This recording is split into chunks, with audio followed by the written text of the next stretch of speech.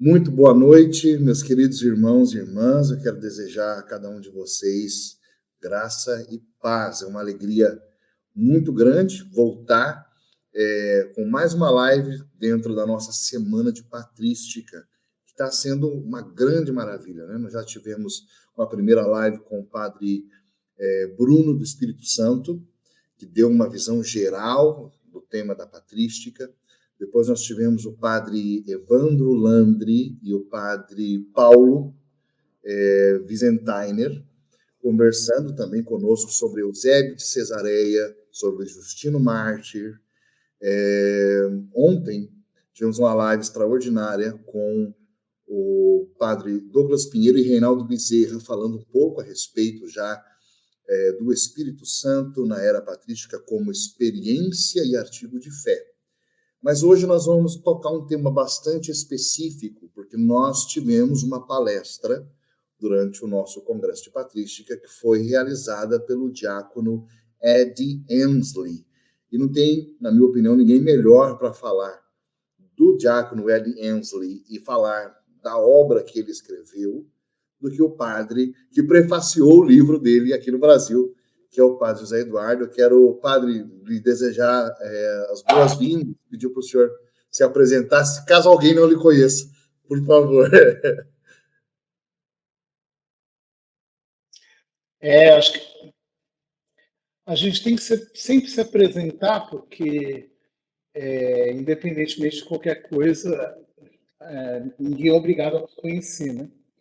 Exato. Então, eu me chamo Padre José Eduardo, sou sacerdote da Diocese de Osasco, em São Paulo, pároco da Igreja São Domingos, também em Osasco.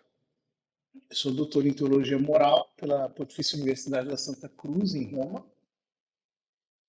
E licenciado em filosofia, sou conferencista em temas como família, aborto, gênero, pregador também, enfim. A gente vai andando por aí. Excelente. Padre, a obra, né, do diácono Ed Ensley, o senhor foi um dos grandes motivadores para que ela pudesse ser publicada aqui no Brasil. Antes de falar de qualquer coisa, eu queria saber como é que o senhor conheceu essa obra, quando que ela te chamou a atenção e como que foi esse trâmite aí? Então, eu estava lendo um livro do Charles Peter Wagner, que é um escritor evangélico, né? Que escreve muito sobre dons e carismas. Então, ele falou, ele é uma dessas pessoas que no século XX fez a melhor sistematização. Houve um período, deixa eu dar aqui um dado um pouco mais biográfico, Fernando, que eu acho que pode ser útil. Sim. Houve um período que, eu me converti aos 11 anos de idade, depois de um certo tempo eu comecei a me envolver com a renovação carismática, né?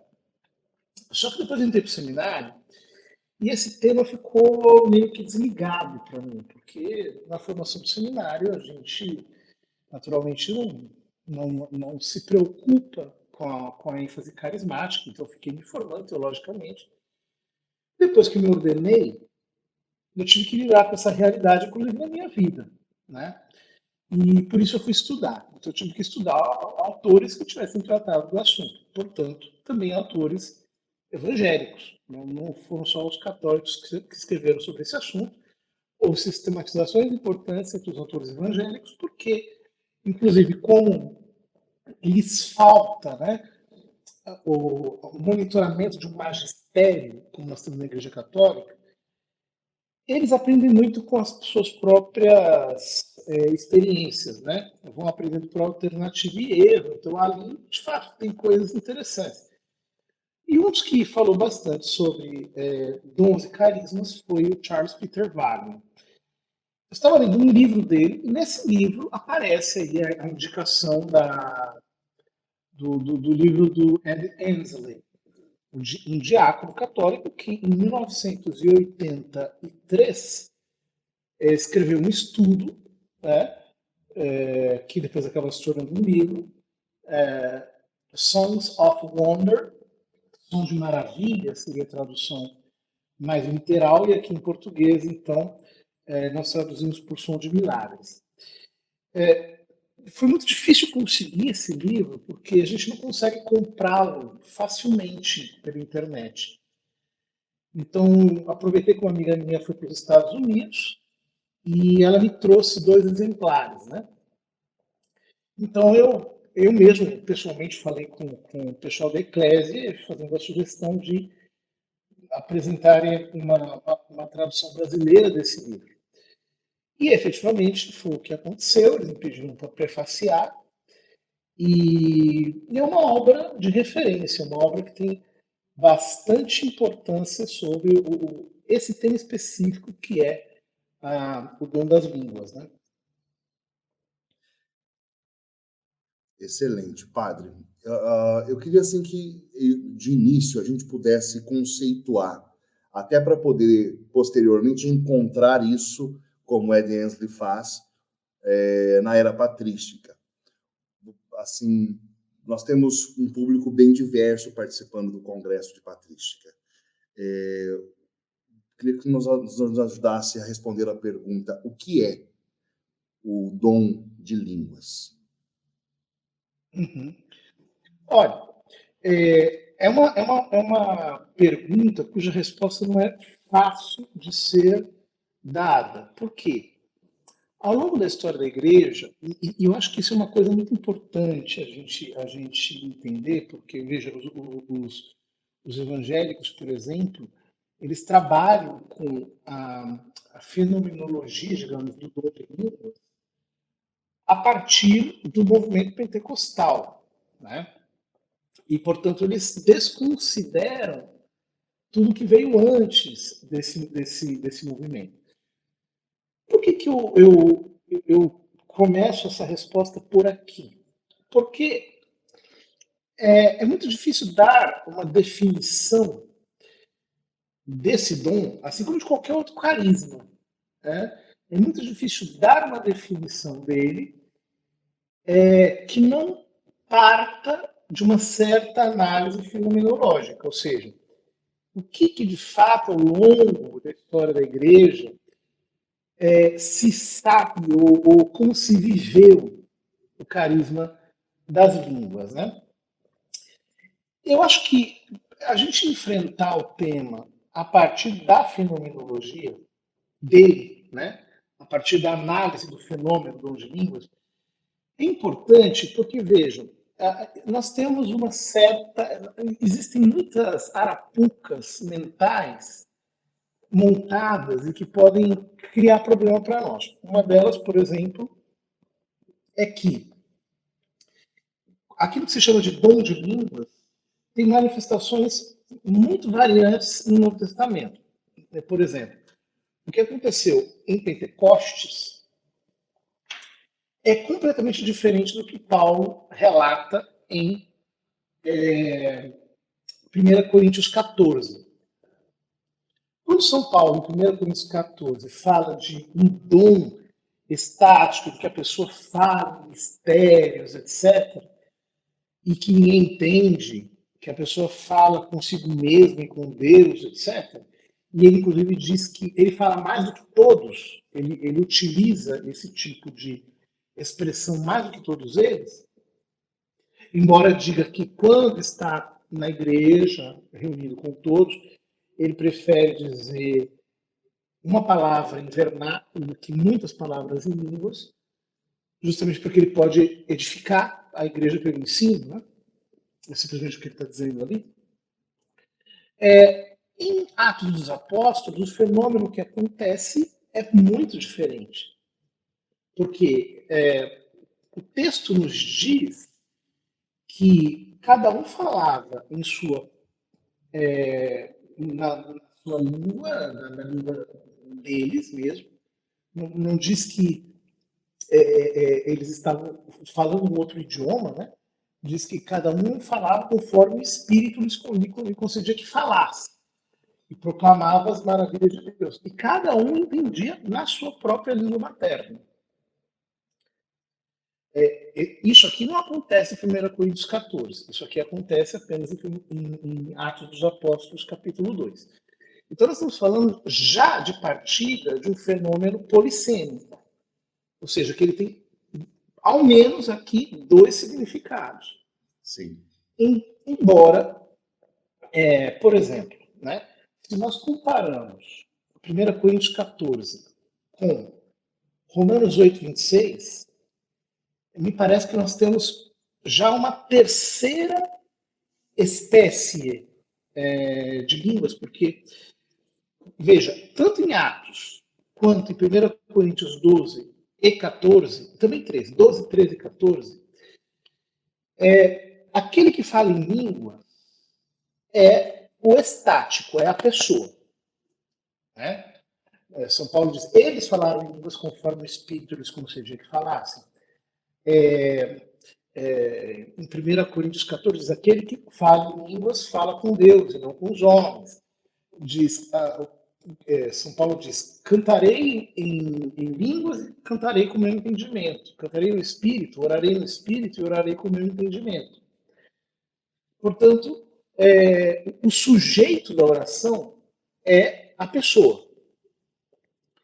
Mas, quando nós vamos para Romanos 8, 26, o sujeito muda, porque São Paulo diz ali, nós não sabemos orar como convém. É o próprio Espírito que ora em nós com gemidos inexprimíveis, inefáveis. Então ele está falando de uma oração do Espírito em mim. E aqui entra um terceiro elemento muito interessante, que é um outro tipo de oração em línguas ao qual ele está se referindo. Por que é importante a gente fazer essas distinções? Porque depois, quando nós vamos para a história, nós vamos ver manifestações muito diferentes de algo que pode ser catalogado como oração em línguas. É evidente que essa catalogação ela é feita a posteriori. Então, o Ed Hensley, por exemplo, relata fenômenos que foram acontecendo ao longo da história da igreja e diz que esses fenômenos substancialmente correspondem àquilo que o Novo Testamento chama de oração em línguas. Que fenômenos são esses? Então, por exemplo, nós temos diversos fenômenos de jubilação. A chamada jubilatio. A jubilatio aparece bastante nos textos dos padres da igreja mais antigos, especialmente Santo Agostinho. Às vezes a gente lê isso até no próprio na própria liturgia das horas, aparece algum texto de Santo Agostinho falando sobre o canto novo, sobre o júbilo. É que a gente, por falta de cultura, interpreta esse júbilo como uma espécie de euforia. Mas ele está se referindo a um fenômeno que, por exemplo, no comentário aos Salmos, aparece melhor descrito. Porque, vejam, Santo Agostinho escreveu, melhor, ele não escreveu, ele pregou, né, quando era ainda presbítero, 150 salmos, que era uma coisa muito comum na igreja antiga. Inclusive se dizia que quem não pregasse os 150 salmos não era um pregador de verdade, tinha que começar por ali. Né? Então, Santo Agostinho prega. Né? Na época de Santo Agostinho, até São Gregório Magno, os padres, para se ordenarem, tinham que saber de cor os 150 salmos, porque a prática da igreja era que os padres rezassem os 150 salmos por dia.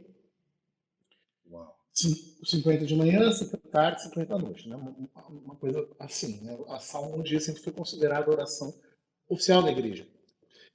Ora, quando ele prega sobre os 150 salmos, alguns taquígrafos na época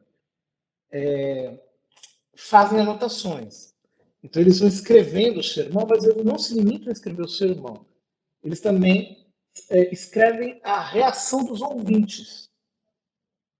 Então, muitas vezes aparecem cenas nesses sermões de Santo Agostinho em que o povo rompe num júbilo. O que é esse júbilo? Né? Então, por exemplo, nós vemos nos povos orientais que existe realmente um tipo de expressão natural que eles fazem, que é aquele tipo de coisa assim, né? Aquele tipo de grito. Então, isso, por exemplo, a gente vê até hoje entre os árabes, a gente vê nas tribos africanas. O Ed Ensley fala disso, por exemplo, na canção dos tiroleses, que fazem aquele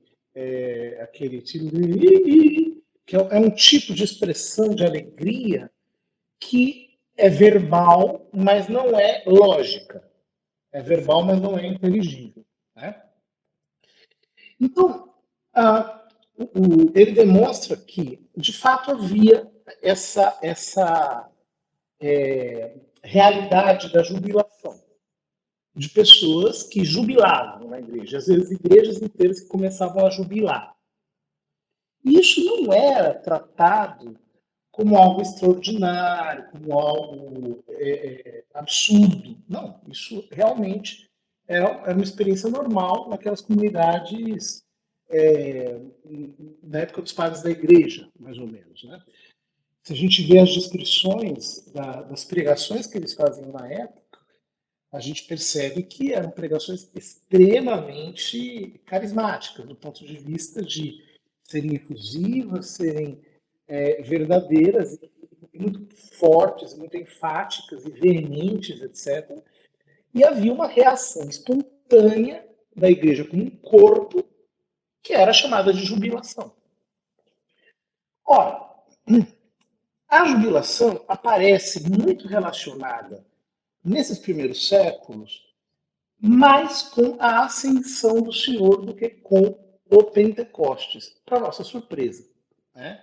Quer dizer, isso existem resquícios disso na liturgia até hoje, porque na festa da Ascensão aparecem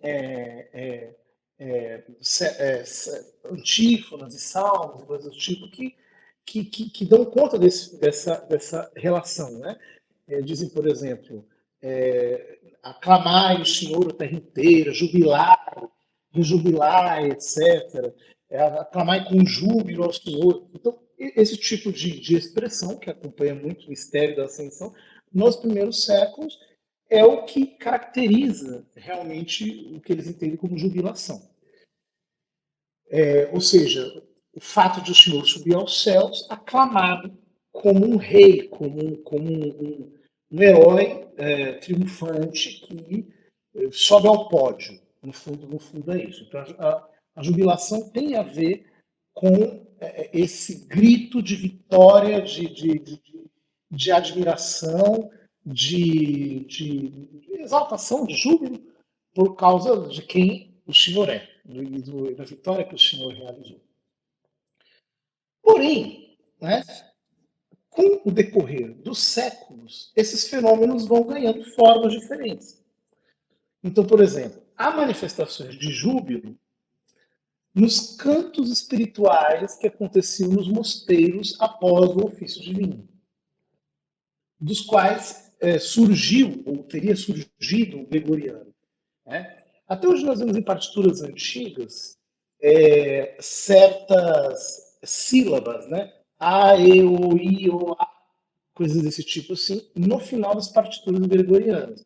Porque os copistas não tiveram aquilo, por quê? Terminado o ofício divino, essa estrutura oracional era muito frequente, ou seja, eles terminavam o ofício divino com cantos espirituais, em que eles simplesmente cantavam sílabas, né? E depois aquilo dava lugar a uma oração contemplativa, uma oração de silêncio, em que cada um escutava Deus. Que fantástico. Né? Esse tipo de estrutura, né, salmodia, cantada, mais cânticos espirituais, Mas silêncio contemplativo acompanha, de certo modo, a manifestação, por exemplo, dos dons de línguas até o dia de hoje, né? Pelo menos nos grupos de oração antigos ou experiências carismáticas mais genuínas, depois, digamos, de um canto coletivo, corporativo da igreja, em línguas, vem o silêncio. E aí cai a palavra profética. Deus traz uma palavra fresca, né? Tanto individualmente quanto coletivamente. Então, essa estrutura já é antiga, ela existia nos mosteiros.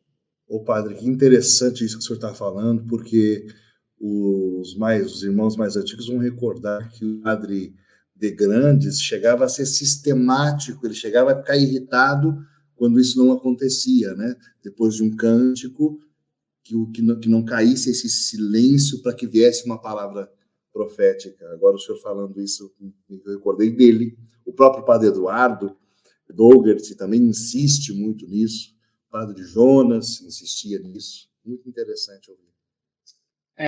Mas essa estrutura é uma estrutura antiga, que tem a ver com a oração de tipo monástico mesmo. Quando a gente chega, mais ou menos nesse período, né, em a espiritualidade monástica começa a se difundir na igreja, a prática da Alexio Divina, o desejo de buscar uma união mística com Deus, né? Isso foi uma febre em toda a Idade Média. Iam surgindo mosteiros, por exemplo, aquilo que a gente chama de Ordem de São Bento, como uma federação, é uma coisa recentíssima, é do século XX. Antes disso, os mosteiros surgiam como? Apareciam líderes carismáticos. Então, por exemplo, né, as congregações beneditinas, elas não estavam unificadas numa ordem, não havia um abade geral, né? Havia as famílias monásticas que iam surgindo carismaticamente. Então, por exemplo, né, ontem eu estive em Monte Avellano, aqui eu estou na Itália agora, né? Então eu estive em Monte Avellano, e lá em Monte Avellano eu visitei o mosteiro onde viveu São Pedro Damião. Como é que surgiu o mosteiro, que é chamada a Ordem Beneditina Olivetana, né? A Congregação Olivetana? Surgiu porque um senhor era um padre, foi para a montanha, se tornou eremita, e aí pessoas se juntaram com ele e eles foram crescendo na vida de oração, aquilo virou um mosteiro, era assim que começava, né? Os silvestrinos, né? Os beneditinos silvestrinos também, era um padre chamado Silvestre, por isso que tem esse nome. Aliás, não se sabe exatamente se o nome dele era Silvestre ou se ele assumiu o nome de Silvestre porque ele foi para a floresta, né? Floresta em latim, silvus, de onde veio o nome Silva, selva e assim por diante, né? E lá ele começou uma comunidade monástica e ela foi se desenvolvendo, os mosteiros foram aparecendo, se federando com eles e assim por diante, né? Sim. Então não era algo retilíneo, os mosteiros vão surgindo carismaticamente. E existem testemunhos de pessoas que rezavam nessa época e que tinham reações um pouco estranhas, do tipo, uma pessoa que começava a emitir um som como de um pombo, né? Então ficava isso aparece em alguns relatos, né? Ou pessoas que começavam a chorar, que elas entravam numa certa jubilação. Ô, Eram padre, fenômenos mais ou menos místicos. isso que o senhor está falando é muito, muito precioso. Eu queria sublinhar só, porque de fato, quando nós falamos desses sons inexprimíveis, a experiência contemporânea quase que repete silabicamente os mesmos sons, de modo que as pessoas meio que categorizam a oração em línguas a algo bem determinado, né? Na experiência sonora mesmo. E o choro, o soluço, tudo isso, né, no Espírito Santo, são gemidos inexprimíveis, né, padre? É. Não, então, aqui vem, né, com o desenvolvimento da mística, isso ganhou contorno, sempre teve problemas. Nós sempre tivemos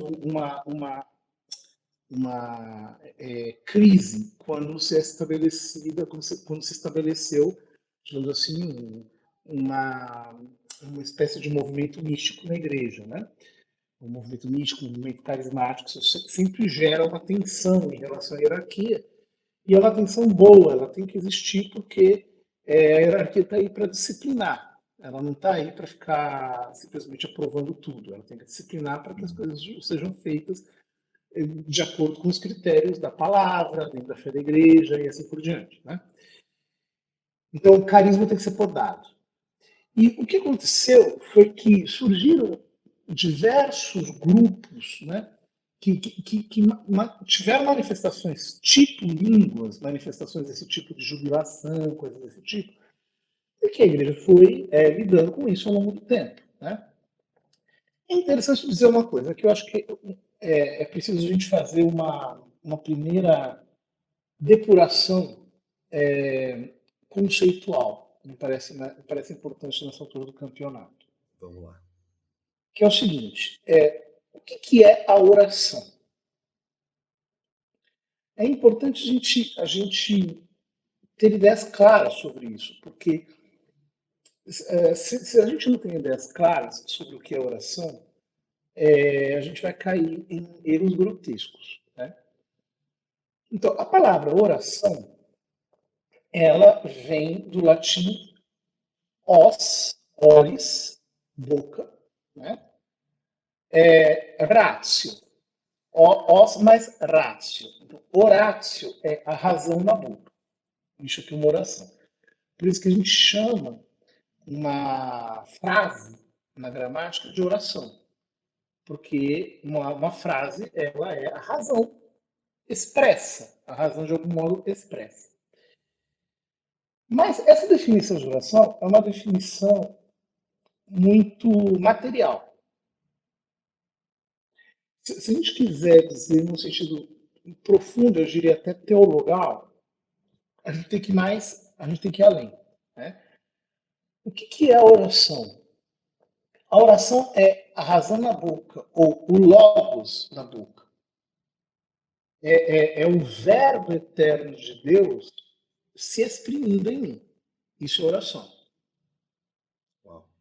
E, portanto, aquela definição de oração que aparece muito frequentemente entre os padres da igreja, a oração é a elevação da alma a Deus para pedir-lhe, louvar, etc, etc. Mas fundamentalmente com elevação da alma a Deus tem tudo a ver com isso. Porque quando eu digo que a oração é o logos em mim, o que eu estou dizendo? Eu estou dizendo que, porque eu sou batizado e porque eu nasci de novo, eu tenho uma vida sobrenatural em mim, a vida da graça está em mim. Então, o que significa isso? O que significa a vida da graça em mim? Significa o seguinte, que Deus está fazendo em mim a única coisa que Ele sabe fazer. E o que é a única coisa que Deus sabe fazer? O Pai gera o Filho no Espírito Santo eternamente. Então, o que o Pai está fazendo em mim agora? Ele está gerando o Filho. Assim como na eternidade ele gera o Filho, o único ofício do Pai é gerar o Filho, no Espírito Santo, porque o Espírito Santo é a expressão de amor decorrente da geração do Verbo. Então, é isso que está acontecendo em mim. Na prática, o que eu estou querendo dizer com isso? Eu estou querendo dizer o seguinte, que o que caracteriza a oração é o exercício da fé unida à caridade. Como diz São Paulo, aos Gálatas, o que conta não é mais a circuncisão, o prepúcio. O que conta é a fé que age pela caridade.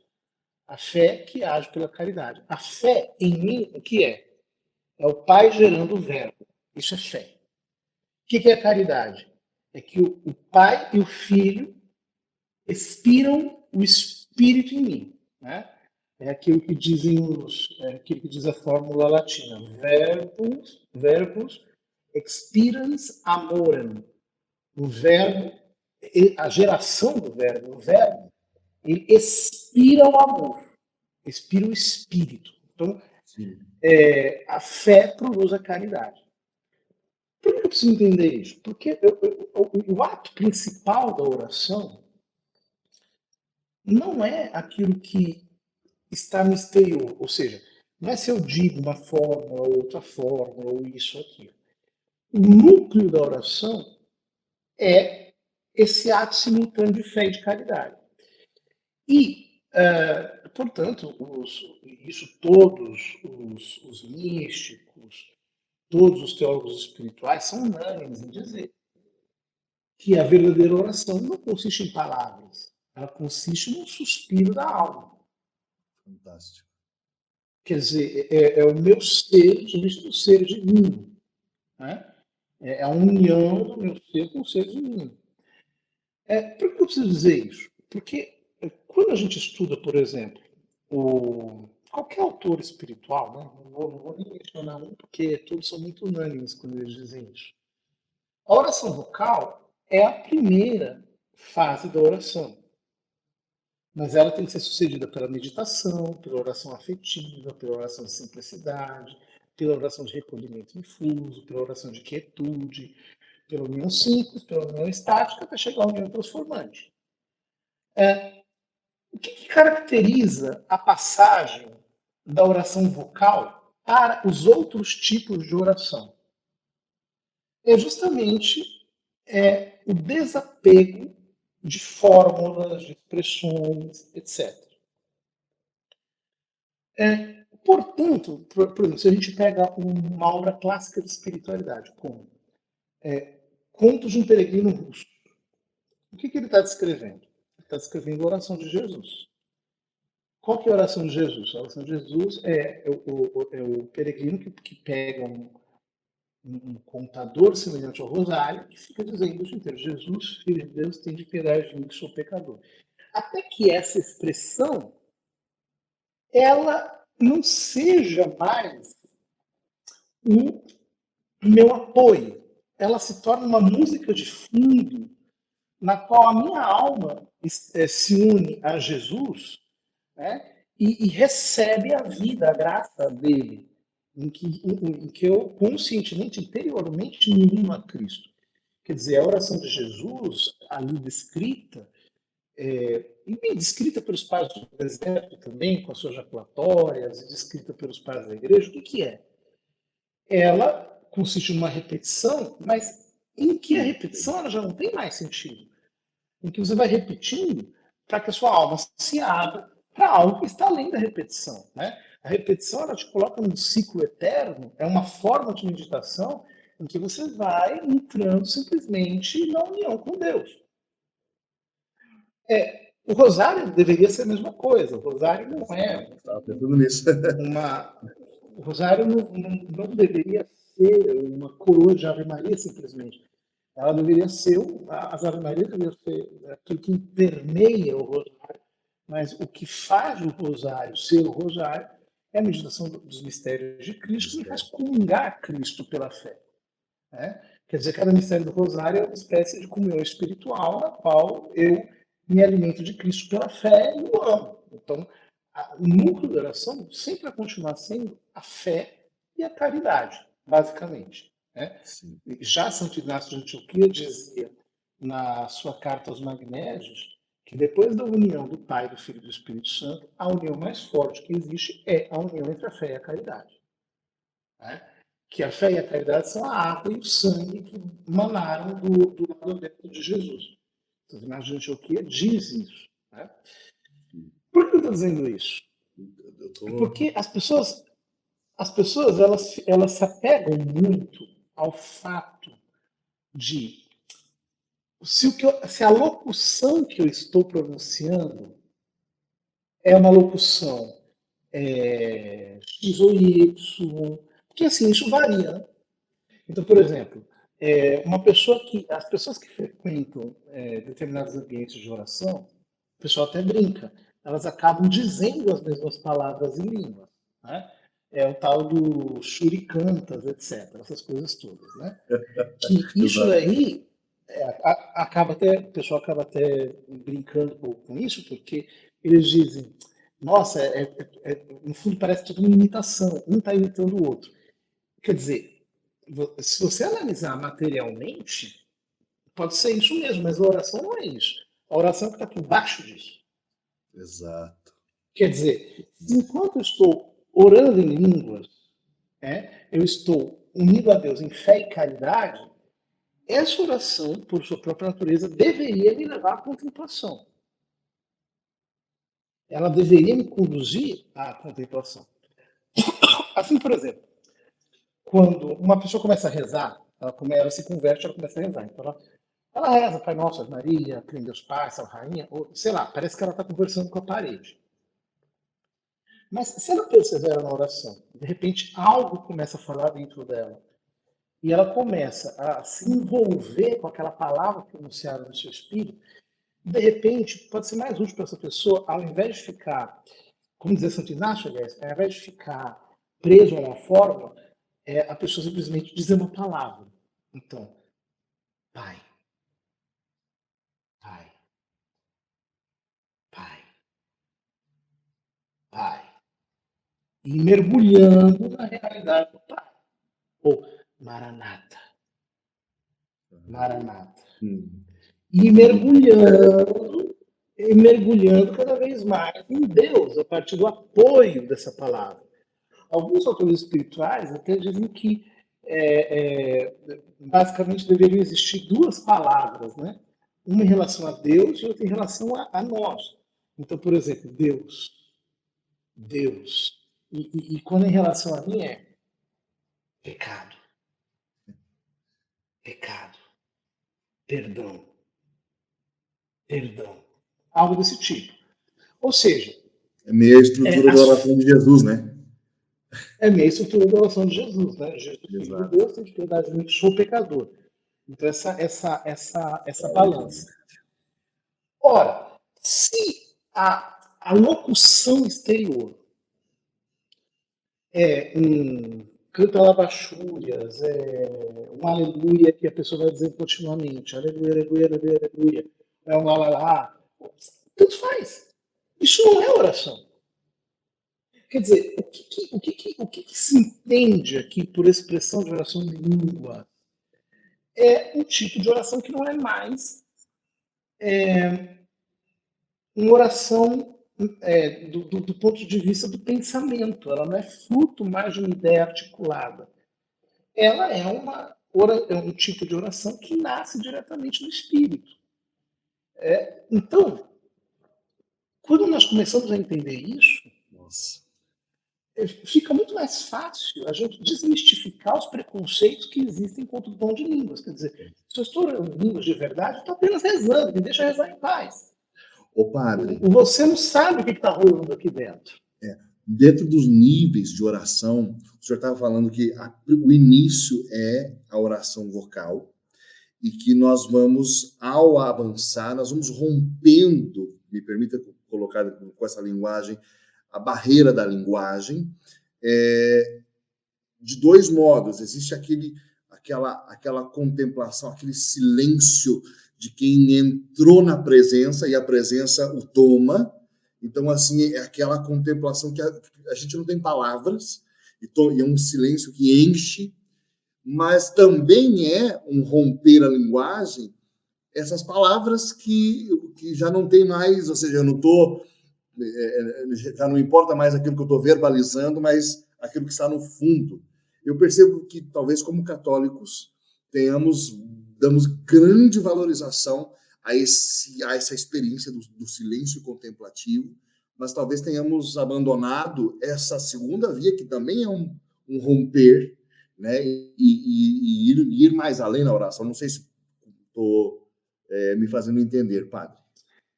Não, é isso mesmo. É que existem duas maneiras de exprimir o inefável. É pelo silêncio ou pelo murmúrio. Uau. Então, Uau. as duas coisas exprimem o inefável, né? Ou é o silêncio, ou é o gemido. As duas coisas exprimem o inefável. O fato é que as duas coisas não são contrapostas. O silêncio e o murmúrio não se contrapõem. O silêncio e o murmúrio, eles podem se completar, inclusive. É o caso dos monges antigos, que eles faziam a salmodia, depois eles ficavam cantando um cântico espiritual. Nesse cântico espiritual, eles estavam ruminando aquilo que eles tinham rezado antes, eles estavam fazendo uma reverberação daquilo, e isso tudo transbordava no silêncio contemplativo. Né? Então, ao invés de as coisas serem contrapostas, elas até se completam. Portanto, o que eu estou querendo dizer com isso? Né? Eu acho que a abordagem do Ed Hensley, nesse sentido, é muito interessante. Primeiro, porque ela desmistifica um pouco a, entre aspas, mecânica do dom de línguas, porque não se trata de nada muito complexo. Quer dizer, eu não sou possuído por um espírito que me invade e que toma posse da minha capacidade locucional. Não. Sou eu mesmo. Sou eu. Sim, Né? Mas sou eu que estou envolvido com o inefável sim. e, de algum modo, sou tomado por ele, mas sem deixar de ser eu. Né? Ô, Sou padre, eu diante de Deus. isso que o senhor está falando, Hum. desculpa se essas interrupções estragam o seu raciocínio. É que eu me Não, não, empolgo não. com isso que o senhor está falando, tá? O reverendo Dennis Bennett, quando ele narra a experiência dele, né, no livro 9 o'clock in the morning, 9 horas da manhã, uma das coisas que agrada aqueles que depois viriam a aderir às renovações carismáticas nas igrejas históricas é que ele diz justamente isso: falei em línguas e eu estava em mim, né? Eu não estava em um estado, eu estava em mim, mas falei em línguas. Isso ele meio que colocou isso para distinguir um pouco daquilo que acabou sendo caracterizado pela experiência pentecostal.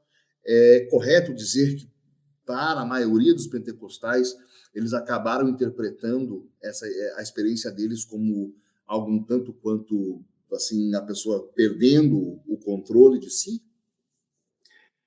Então, eu acho que aqui existe uma coisa que vale a pena ser mencionada. Né? Diferentemente da tradição protestante, a tradição católica faz uma diferença muito grande entre os fenômenos carismáticos e os fenômenos místicos. Fantástico. Essa diferença ela é fundamental por quê? Porque os fenômenos místicos, eles são o desenvolvimento da própria vida da graça. Os fenômenos carismáticos não. Os fenômenos carismáticos, eles são grátis, na teologia a gente chama de gratia gratis date. São graças dadas gratuitamente. Aí alguém pode dizer, nossa, mas se a graça por definição é dada gratuitamente.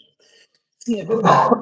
Só que na teologia católica, que é extremamente coerente, a graça ela tem um desenvolvimento orgânico.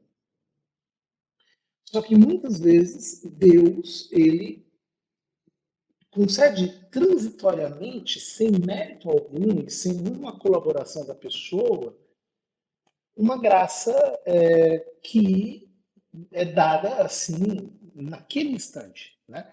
Isso são os dons carismáticos. Por exemplo, existem os êxtases místicos e os êxtases carismáticos. Então, o que é um êxtase místico? A pessoa vai subindo na vida de oração, até que a oração a vai absorvendo, Deus a vai absorvendo na oração. Então, ele começa a absorver o intelecto, depois a vontade, depois os sentidos internos, e aí depois os sentidos externos são absorvidos, a pessoa fica em êxtase, quer dizer, ela não está mais ali, ela saiu, né, de si. Agora, um êxtase carismático, por exemplo, é uma pessoa que não é mística, ela não passou pelas fases características da mística, mas, por exemplo, tem uma aparição de Nossa Senhora, tipo as crianças de Garabandal. Elas não eram místicas, não são místicas, nunca foram. Né? Mas elas tinham uma experiência carismática, uma experiência de um êxtase de tipo carismático, naquele momento, mesmo sem elas serem místicas. Por que é importante dizer isso? Porque aqui nós temos uma pergunta. Será que existe alguma conexão entre carisma e mística? Essa é a questão. E por que ela é importante? Porque se uma pessoa quer ter uma espiritualidade carismática, se ela é chamada por Deus a isso, então aí vem a pergunta. Ela como vai crescer na mística? Porque nós todos temos que a nossa vocação é mística, ela não é simplesmente carismática, né? Então eu acho que o livro do Ed Ensley, ele traz uma resposta para essa pergunta. Só que ela não está dada assim de bandeja. Você tem que ler e entender com os pressupostos que eu tenho, você tem que entender o que está ali. Né? Que resposta, no meu entendimento, ele está dando? Né? Ele está mostrando que o dom de línguas é uma ferramenta de oração, é uma linguagem de oração, que se ela for utilizada para a oração mesmo, ela vai fazer a transição da oração vocal para a oração de simplicidade. Ou a transição da oração vocal para a contemplação. Ela vai facilitar. E eu explico isso assim, em duas palavrinhas. Então, por exemplo, quando uma pessoa começa a rezar, então ela aprende a fazer oração vocal. Aí, se ela tem um diretor espiritual minimamente sensato, esse diretor espiritual vai começar a ensiná-la a falar com Deus de uma maneira espontânea. Então, vai pegar um texto, um livro de oração, a imitação de Cristo, um salmo, um texto da Bíblia. E, por exemplo, né, a pessoa lê um texto piedoso, por exemplo, uma meditação de Santo Afonso. E aquilo fere o coração dela. Porque Santo Afonso, sobretudo, ele mexe, né? Mexe muito com a pessoa por dentro. Ora, o que a pessoa vai fazer a partir do momento que ela foi ferida? Ela vai basicamente fazer duas coisas. Santo Afonso insiste muito nisso. Né? Ela vai amar a Deus e vai se arrepender do pecado e pedir a Deus a graça de perseverar no seu amor para sempre, nunca mais pecar. No fundo é isso. Né? Então, ela vai amar a Deus e vai detestar o mal, vai detestar o pecado que está entranhado nela. Ora, só que veja, como é que a pessoa começa a fazer oração mental? Ela começa a fazer oração mental falando com Deus, então ela está lá pensando, né?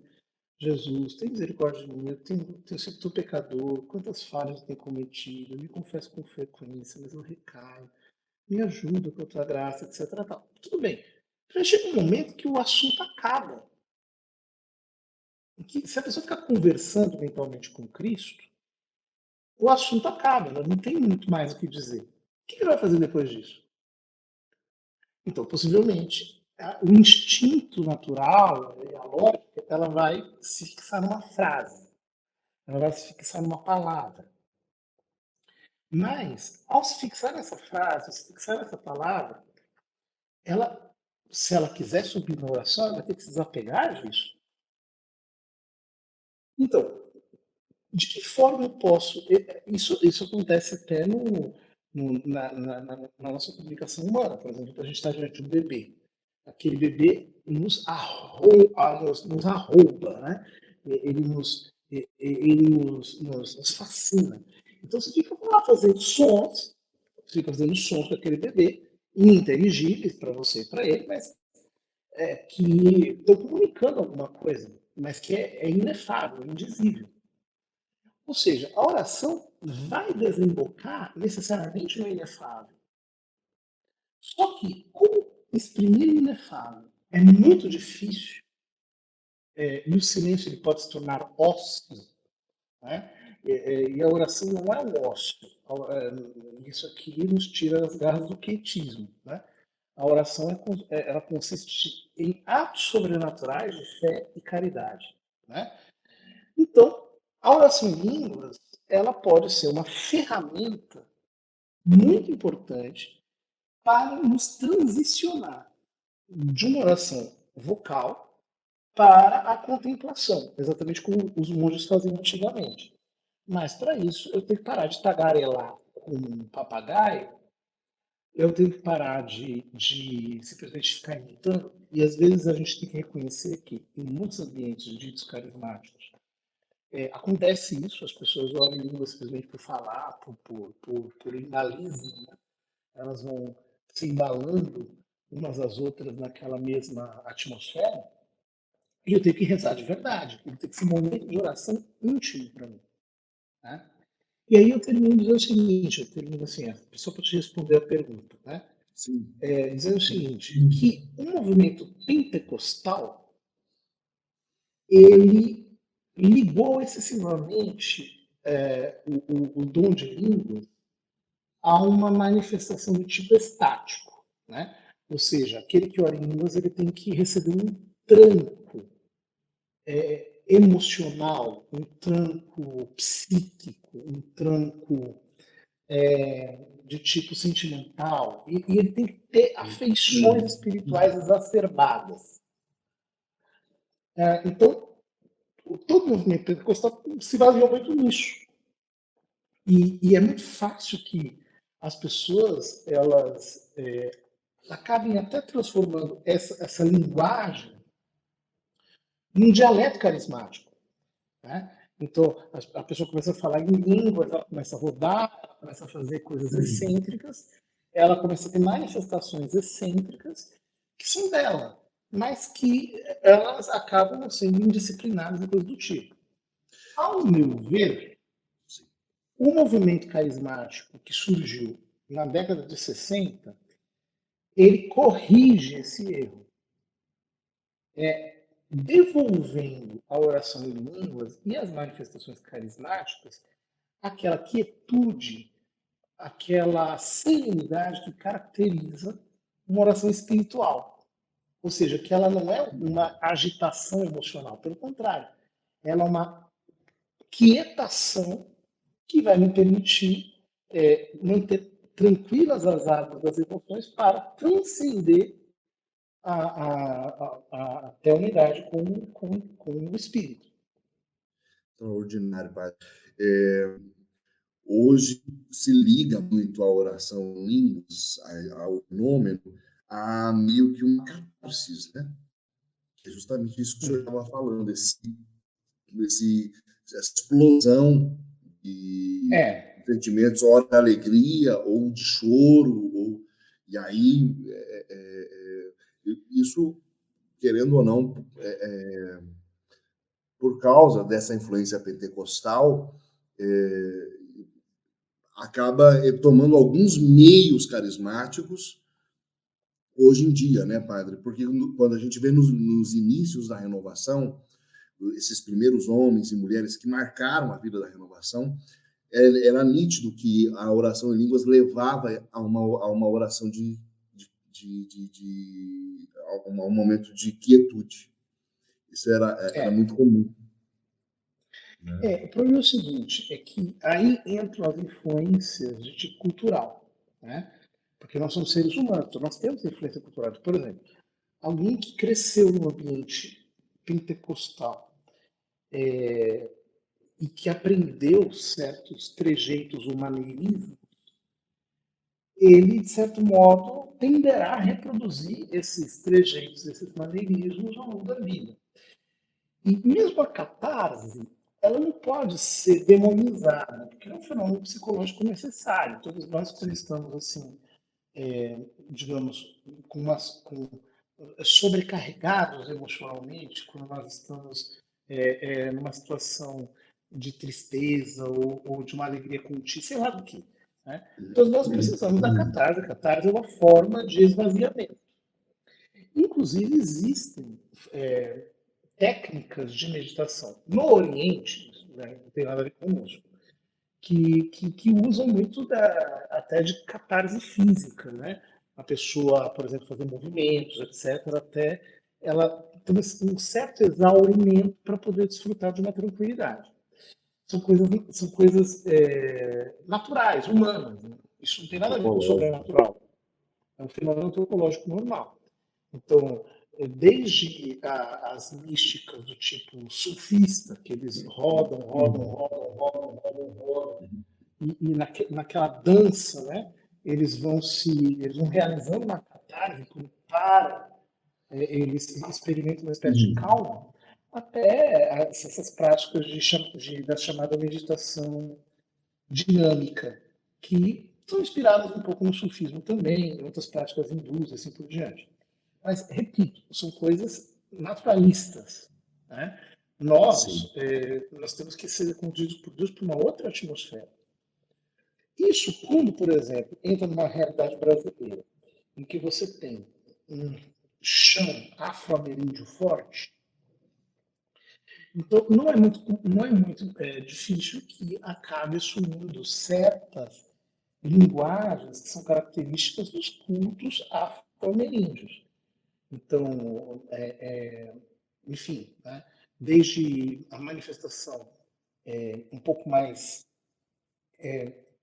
excessiva, exuberante, extravagante dos carinhos, até uma forma de dançar, de rodar, de girar, que tem muito mais a ver com aquilo. Eu acho, né? Eu acho que nós temos que ter paciência com as pessoas que têm esse tipo de prática. Não podemos demonizá-las ou dizer que aquilo é uma coisa do diabo. Não. É um fenômeno humano, né? É Que, que, antropológico. que, que é antropológico, que não necessariamente ele tem um aspecto diabólico, mas seria muito importante que nós compreendêssemos que sem a pacificação espiritual, nós não podemos discernir o Deus que é espírito. Né? Aquela brisa do profeta Elias, a sutileza do que é espiritual. Então, Interessante. sem isso nós não vamos provar o melhor de Deus. A gente vai ficar sempre numa emulação de sentimentos que vão nos dar uma experiência de nós mesmos, mas não uma real experiência de Deus. O padre, se é correto, nós estamos estudando patrística e nós ouvimos a respeito de uma figura chamada Montano, né, com Priscila e Maximila. Seria correto afirmar que depois do trauma de Montano, a hierarquia se tornou mais reticente, de modo que esse é um dos motivos pelos quais a gente encontra mais resistência até hoje, né? Seria um trauma com o montanismo ou não? O montanismo foi só uma coisinha, mas houveram outras coisas também que acabaram gerando Ah, esse prejuízo com os carismas. não, o que eu diria é o seguinte: o Montanha foi uma experiência traumática, mas eu acho que a relação entre carisma, entre mística e instituição, em hierarquia, ela sempre será um pouco tensa. Em última análise, isso se deve a quê, ao meu ver? Né? Isso se deve ao fato de que a mística ela tem uma linguagem própria que não é a mesma linguagem da teologia. Então, o que isso significa? Que o místico vai dizer coisas que, do ponto de vista teológico, são muito complicadas. Então, por exemplo, Santa Miriam de Jesus Crucificado, que é uma carmelita misticíssima, ela se chamava a si mesma de Le Petit Rien, o pequeno nada. Né? Ora, vamos fazer uma análise lógica dessa expressão. Se ela não pode ser nada, porque o nada não existe. Agora, se ela é um nada, que já é um contrassenso, como é que o nada pode ser pequeno? Um nada não pode ter tamanho. Então, a expressão de Santa Miriam, o pequeno nada, é uma expressão impossível. Então, se eu não quiser fazer uma teologia disso, verbalmente ela vai enfrentar dificuldade. Sim. Por que é importante dizer isso? Porque a teologia ela tem que ter uma linguagem tecnicamente precisa. Por que, que ela tem que ter uma linguagem tecnicamente precisa? Ela tem que ter essa linguagem porque nosso Senhor estabeleceu que existem algumas verdades que nós temos que saber com certeza para sermos salvos. Então, as verdades de fé, elas são necessárias para a salvação. E elas têm que ser ditas com precisão. Para isso existe a teologia. Para desambiguar aquilo que é ambíguo. Então, por exemplo, nós vamos dizer que a, a graça, ela supõe a natureza, mas não apenas isso, que metafisicamente ela é um acidente que inere na minha substância. Por quê? Porque se não for assim, a mudança que a graça opera em mim seria uma mudança de tipo substancial. Ou seja, eu viraria uma outra coisa. E isso não é verdade, eu não estou vendo isso acontecer. Eu sou eu mesmo. Eu sou eu que nasci, sou eu que estou aqui, sou eu que vou morrer. Portanto, a mudança que a graça opera em mim ela tem que ser uma mudança acidental. Isso é teologia. Fantástico. Agora, quando eu vou para a mística, por exemplo, São João da Cruz diz que a alma se torna Deus por participação na união transformante. Ela se torna Deus, ela é divinizada. O que ele está querendo dizer com isso? Né? Ele não está querendo dizer que efetivamente a substância da alma se converte na substância de Deus. O que ele está querendo dizer é que a união da alma com Deus é tão estreita que ela já não tem mais querer, ela já não tem mais saber, ela já não tem mais nada, e tudo que ela tem é Deus. Efetivamente, na união transformante. Só que essa é a linguagem mística. A linguagem mística não é a mesma coisa da linguagem teológica. Então, demorou muito para a igreja entender isso. Então, veja, até que São João da Cruz formular a doutrina dele, teve muito místico que foi para a fogueira. Teve gente que escreveu, porque não tinha o domínio verbal da expressão, e que foi condenado por Inquisição. E por que a Inquisição condenou? Né? Então, por exemplo, existem místicos que dizem exatamente a mesma coisa que São João da Cruz e que foram condenadas por aquilo.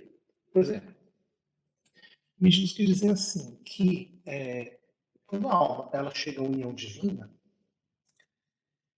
ela já é totalmente tomada por Deus e, portanto, ela pode fazer aquilo que ela quiser, não precisa mais de mandamento.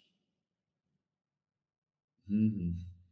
Isso se entende na sétima morada, né? Quando uma pessoa já está tomada por Deus, o que significa os mandamentos para ela? Não significa mais nada, porque ela já está totalmente polarizada em Deus. Não tem mais nada dela que esteja fora de Deus. Inclusive dizem assim, que para essas almas, tanto faz, recebeu ou não recebeu os sacramentos.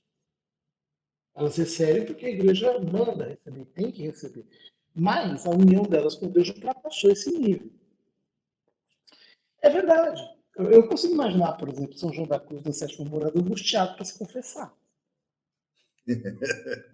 Ele não comete mais pecado grave, nem pecado venial. Ele está completamente polarizado em Deus. Né? Ou, por exemplo, antigamente a comunhão era dada raramente. Então, um santo de sétima morada não é que ficava inquieto por não comungar. Né?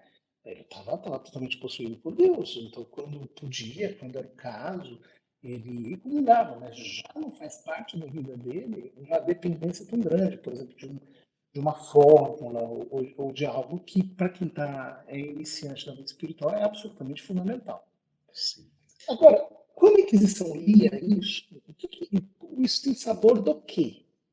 Isso tem sabor do seguinte: não precisa de sacramento, não precisa de mandamento. Não precisa de igreja, não precisa de instituição, não precisa nada. E aí teve gente que fez a transição dessas afirmações, que elas têm algum sentido dentro da mística, para o âmbito da teologia simples. Isso virou protestantismo. O que é o protestantismo? É a vulgarização da mística para quem não é místico. Você está querendo tratar uma pessoa normal como se ele fosse um sétima morada. Desculpa, não é, meu filho.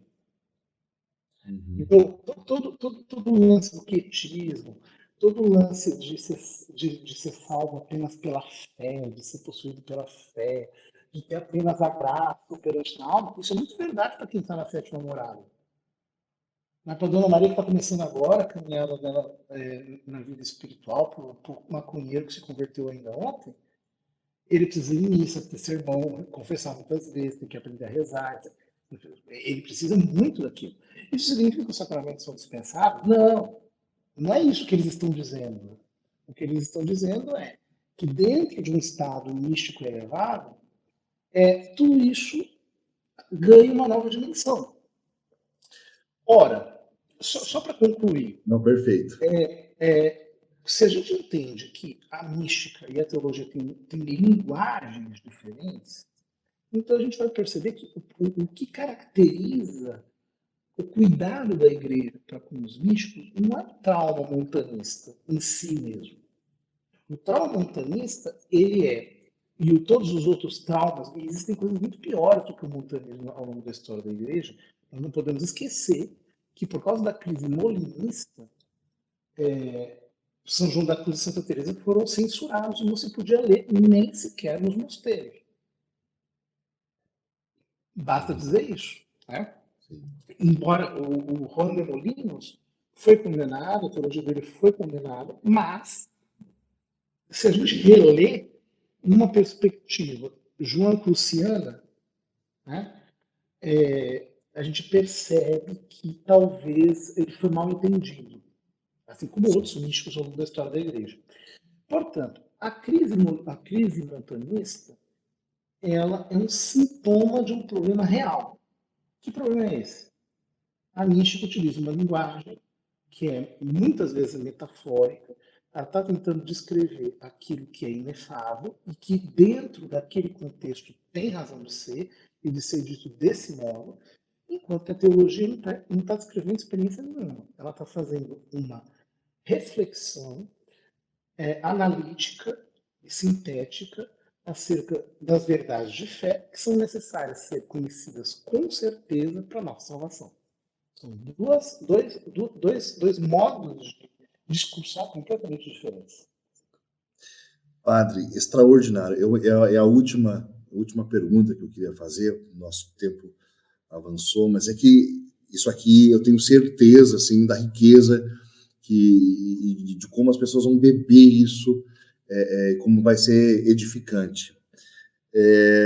A minha questão, a minha pergunta seria se nós podemos traçar uma certa ligação entre o evangelho pregado no poder do Espírito Santo e a experiência de ouvir o evangelho e ter aquela experiência da fé que vem pelo ouvir a palavra e essa manifestação de línguas, como a gente viu, por exemplo, em Atos dos Apóstolos, em alguns momentos, quando, por exemplo, Pedro, na casa de Cornélio, começa a pregar o evangelho e o Espírito cai sobre eles e eles manifestam essa presença do Espírito Santo com línguas. Quando o diácono Filipe desce a Samaria e ele está pregando e depois Pedro e João impõem as mãos e é visível o derramamento do Espírito. Ou seja,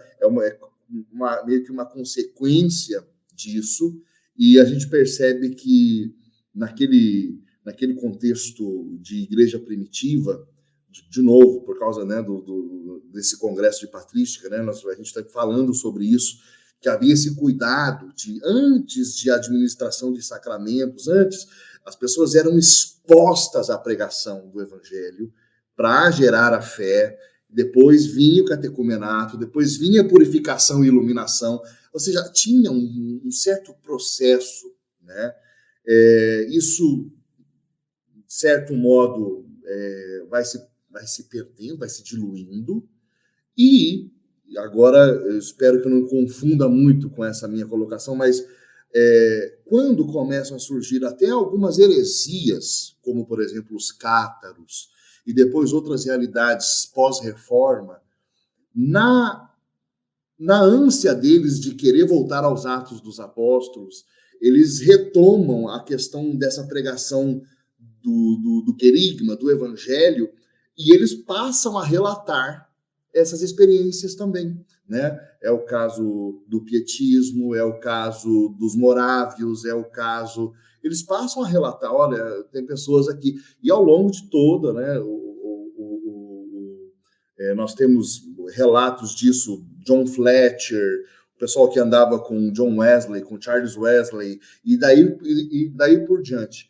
E eu, na minha ignorância, padre, o que eu percebo é que quando retomamos a pregação do Evangelho, esse poder que há em contar os acontecimentos da Páscoa, da nova aliança no sangue de Jesus, quando nós começamos a pregar isso, isso gera fé e coisas como as línguas podem aparecer. O senhor vê essa relação também ou eu estou... Desculpa, foi muito longo. Olha, eu acho assim que a gente tem que tomar um certo cuidado para não transformar a graça em lei. Ótimo. Então, o que eu entendo, né? Bom, primeiro vamos fazer uma precisação terminológica. Tá. Aquilo que você está chamando de evangelho é o que a gente chama de querigma Isso. na tradição católica, né? Quer dizer, quando acontece o anúncio querigmático, é produzida fé. Aí a sua pergunta é se a manifestação carismática ela está ligada a essa produção da fé. Pode ser que sim, mas pode ser que não. Porque o mais importante não é tanto a expressividade exterior. O mais importante é o que acontece no interior do homem. Né? Então, por exemplo, tem a história da irmã Claire, que agora os jovens têm ouvido muito, né? Ela é uma moça mundana, uma moça baladeira, etc. Pregam, no fundo, fazem uma armadilha com ela, ela vai parar num retiro durante a Semana Santa. E aí, na Sexta-feira Santa, depois dela passar todos os dias indiferente, não querendo saber de nada, durante a celebração da Paixão, ela se dá conta: Jesus morreu por mim. E aí ela é invadida por um arrependimento profundo, ela faz uma confissão geral e ela se converte para sempre. Então, teve ali uma manifestação necessária de língua, tais como a gente entende. Mas você tem uma expressão do inefável, você tem uma expressão de um arrependimento profundo, uma queda no sobrenatural repentina, que caracteriza aquilo que a gente chama de conversão. Ora, isso é um grande milagre. Se acontece com manifestações externas carismáticas ou não, ou se quando nós fazemos o anúncio querigmático, essas manifestações vão acontecer de modo mais exuberante ou não, eu acho que isso depende muito da soberania de Deus, daquilo que ele quer fazer. No caso de Atos, né, o Pentecostes judeu, que é Atos 2, o Pentecostes samaritano, que é Atos 8, e o Pentecostes dos pagãos, que é Atos 10, eles estão em linha com justamente a narrativa de São Lucas em Atos, quando Jesus diz para os apóstolos ide primeiro a Judéia, depois a Galileia, a Samaria e a todas as outras nações. Por quê? Essa relação mostra como, dentro de uma ordem disposta pela Divina Providência, a mensagem do Evangelho teve que ser ampliada, e não apenas isso, ela teve necessariamente que ser confirmada com sinais extraordinários, porque ela demarca não apenas uma, digamos assim, aquilo que na teologia pentecostal se chama de nova dispensação, né? Quer dizer, realmente o Velho Testamento foi abolido, né? Porque agora você prega e os pagãos comedores de porcos recebem um Pentecoste. Os samaritanos, que são amaldiçoados pelos judeus, até os dias de hoje, são,